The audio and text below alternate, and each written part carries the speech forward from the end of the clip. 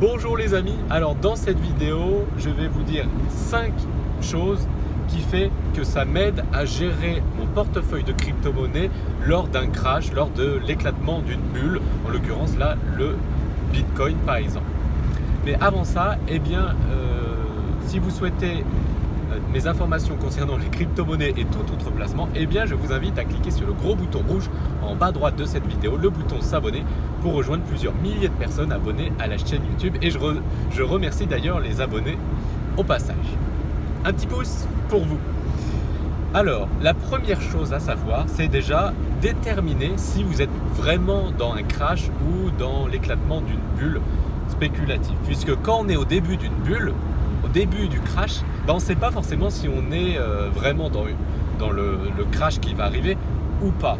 On ne sait pas si on doit vendre ses crypto-monnaies pour les sécuriser puisque ça va crasher pendant des mois ou garder puisque c'est une petite correction pour remonter. Ça, c'est important à savoir. Donc, ce qui peut énormément vous aider à comprendre, à déterminer que vous êtes vraiment dans un crash qui va durer des mois ou dans l'éclatement d'une bulle qui va durer des mois, voire parfois plus d'un an ou plus,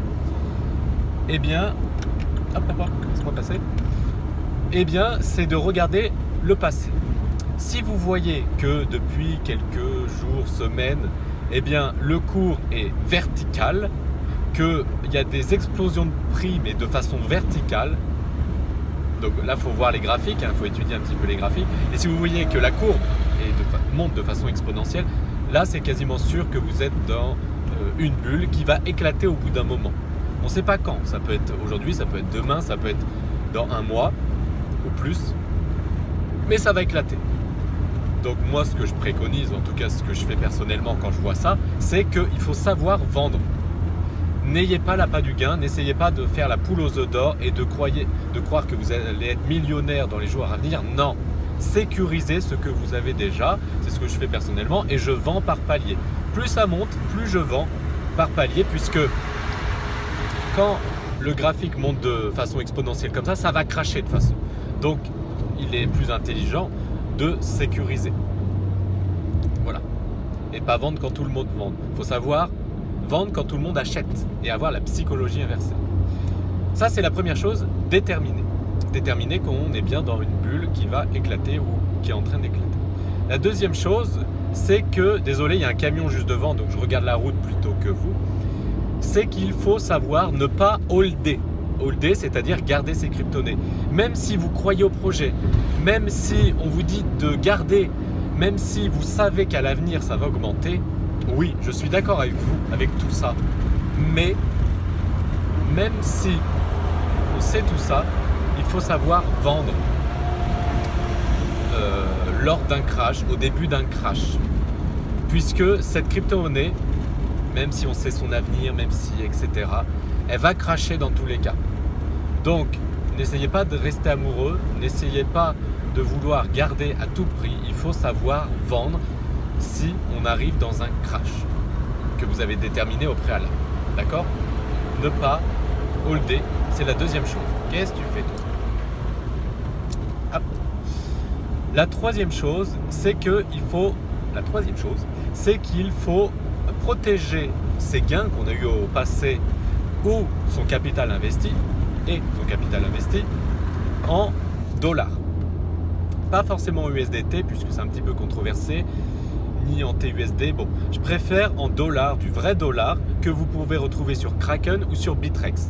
Donc c'est-à-dire que vous vendez vos crypto-monnaies par palier, comme je vous ai dit, et vous les sécurisez en dollars sur Kraken ou sur Bittrex. C'est ce que je fais personnellement. Ce n'est pas bien sûr un conseil en investissement puisque ça va crasher pendant plusieurs semaines ou plusieurs mois.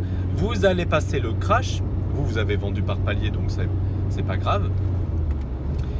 Et vous gardez votre pouvoir d'achat. Et au bout de plusieurs mois, quand tous les prix ont perdu 70% de leur valeur ou 90%, vous allez racheter par palier toujours en bas à la fin du crash. Mais ça c'est un autre point qu'on verra tout à l'heure. Ensuite, le quatrième point, c'est l'écrémage.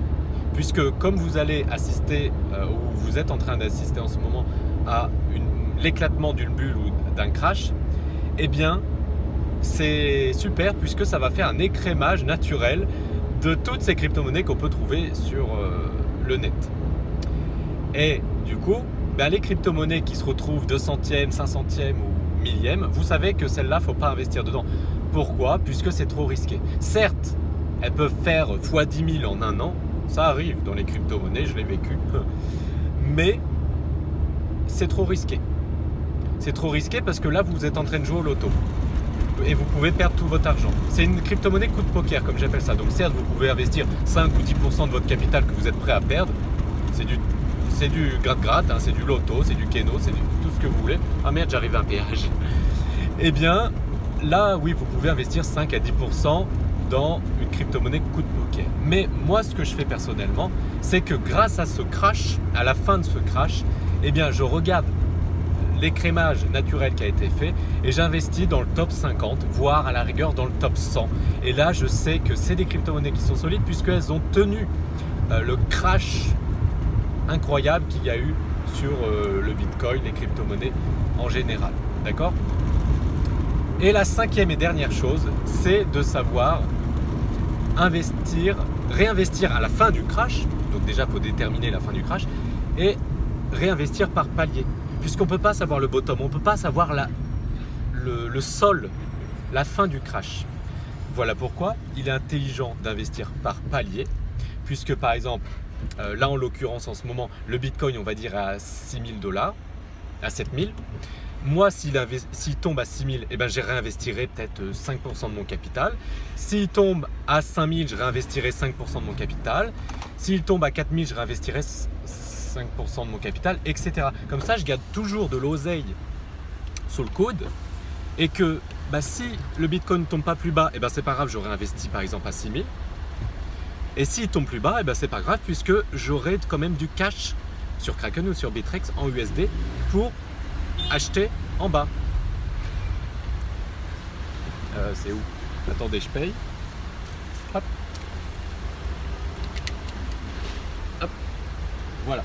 Donc c'était les 5 choses. Hop. Ah, il pompe du fric. Les 5 choses que je mets en place lors de crash. Donc si vous avez apprécié cette vidéo, merci de mettre un petit pouce. Et puis si vous souhaitez une formation gratuite pour que je vous aide à savoir investir dans les crypto-monnaies, quand investir, dans quelle crypto-monnaie investir, comment protéger, etc. Eh bien vous avez une formation gratuite qui est juste en dessous de cette vidéo. Cliquez sur le lien, inscrivez-vous et vous recevrez 4 vidéos par jour pendant 4 jours et tout ça gratuitement. Et c'est vraiment très important de se former, surtout si vous êtes débutant, puisque les crypto-monnaies c'est très risqué, il ne faut pas faire n'importe quoi, là profitez-en, c'est gratos. Voilà, je vous dis à très bientôt dans une prochaine vidéo. Ciao.